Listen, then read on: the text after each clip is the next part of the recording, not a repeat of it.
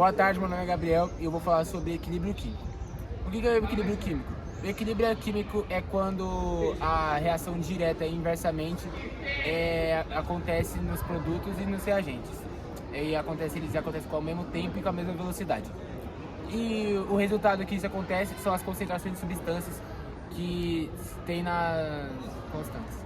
Vou falar também aqui sobre a diferença entre o equilíbrio estático e o equilíbrio dinâmico. O equilíbrio estático ele permanece parado, ele permanece realmente parado. É como se fosse uma pedra no chão, um exemplo. E o dinâmico ele parece parado, mas ele tem um pequeno movimento em sentidos opostos que se compensam, tanto direta quanto reversamente. E eu vou falar também sobre um exemplo para ilustrar que um dos exemplos é o exemplo N2O4 e o 2NO2. Que o gás N2O4, que ele é incolor, ele se decompõe em NO2, que é marrom. Já ao mesmo tempo, o NO2 ele pode se recombinar formando N2O4. No equilíbrio, as cores elas se estabilizam. E também tem o exemplo de água evaporando, que tem que em um recipiente fechado com água, moléculas elas evaporam e outras já condensam. E no equilíbrio, a quantidade de moléculas de vapor não muda. Continuando o estudo sobre equilíbrio químico, nós temos a constante de equilíbrio. A constante de equilíbrio ajuda a calcular a composição do equilíbrio, em que a constante do equilíbrio é produto elevado sobre coeficiente dividido por reagente elevado ao coeficiente. Isso se aplica só para os gases. Dentro dessa fórmula, nós temos o Kc, que é igual a produtos elevados a coeficiente dividido por reagente elevado a coeficiente, que se dá o resultado em mol por litro. E temos a Kp, que também é a mesma coisa da Kc, só que calculamos a pressão do produto e dos reagentes.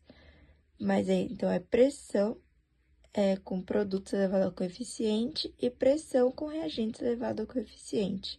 E a unidade de medida é ATM.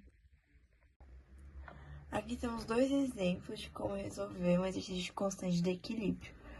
Primeiro tem essa equação, em que primeiro a gente tem que descobrir qual que é o produto e qual que é o reagente.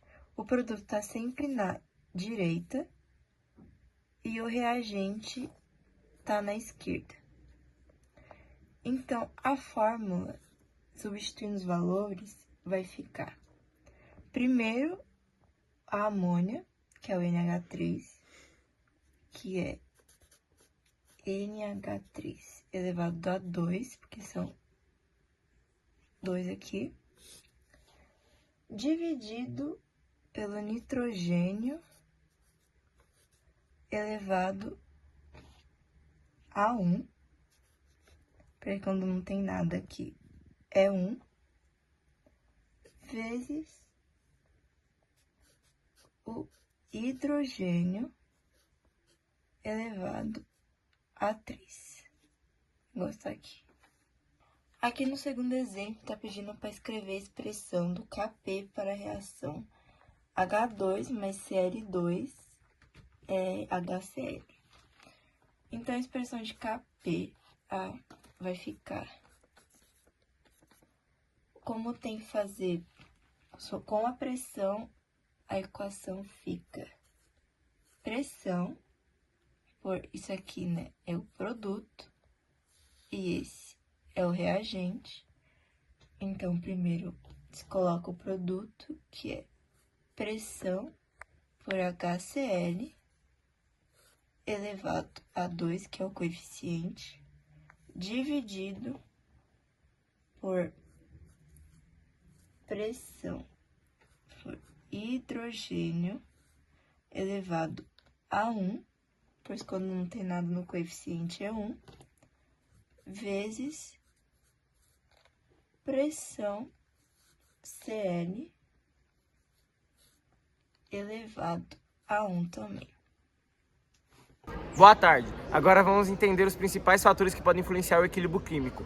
É importante lembrar que o equilíbrio dinâmico e qualquer alteração externa que pode deslocar a reação em um sentido ou no outro. Agora a gente vai falar sobre um dos principais fatores, que é a concentração. Quando nós alteramos a concentração de um reagente ou produto, o equilíbrio vai se ajustar para compensar essa mudança. Se eu aumento a concentração de um reagente, a reação tende a formar mais produtos. Se eu aumento a reação num produto, ela vai gerar mais, vai sentido inverso, ela vai gerar mais reagentes. Agora a gente vai falar sobre outro fator, que é a temperatura. A temperatura afeta diretamente a direção do equilíbrio químico, dependendo se a reação é exotérmica ou endotérmica. Se a reação libera calor, exotérmica, aumentar a temperatura desloca o equilíbrio para os reagentes. Se a reação absorve calor, endotérmica, aumentar a temperatura favorece os reagentes. Os produtos, perdão. Agora a gente vai falar um pouquinho sobre a pressão. A variação de pressão só influencia equilíbrios que envolvem gases. Quando a pressão aumenta, o equilíbrio se desloca para o lado com menor número de mols gasosos. Quando a pressão diminui, ela se desloca para o lado com maior número de mols gasosos. Agora eu vou falar sobre a coisa que pode influenciar, que é o catalisador. O catalisador é um caso especial. Ele não desloca o equilíbrio químico. O que ele faz é apenas acelerar a velocidade com que o equilíbrio é atingido, porque diminui a energia da ativação ou da reação. Ou seja, com ou sem o catalisador, o ponto de equilíbrio será o mesmo, só chegaremos mais rápido nele. Agora a gente vai falar sobre a lei de Atelier, que é um dos princípios mais importantes no estudo do equilíbrio químico. A lei diz o seguinte: quando um sistema em equilíbrio sofre uma perturbação ou uma mudança de concentração, pressão ou temperatura, ela reage de forma a minimizar essa perturbação e restabelecer o equilíbrio, ou seja, o equilíbrio químico sempre tenta se ajustar para compensar a mudança. Bom, para finalizar, eu vou falar um pouco sobre a aplicação do equilíbrio químico, porque não é algo aplicado apenas em laboratórios, mas sim aplicado em muitas coisas, tipo em indústrias, na produção de substâncias, como ácido sulfúrico e fertilizantes, mas também é aplicado dentro do corpo humano, no controle de pH do sangue e também no transporte de oxigênio, que são coisas super essenciais para o funcionamento do corpo humano. E também na natureza ele é aplicado, por exemplo, com efeito estufa mesmo, e no equilíbrio nos oceanos. Logo, o equilíbrio químico ele é super essencial tanto para a natureza, tanto para o corpo humano, em indústrias, em laboratórios. E é isso.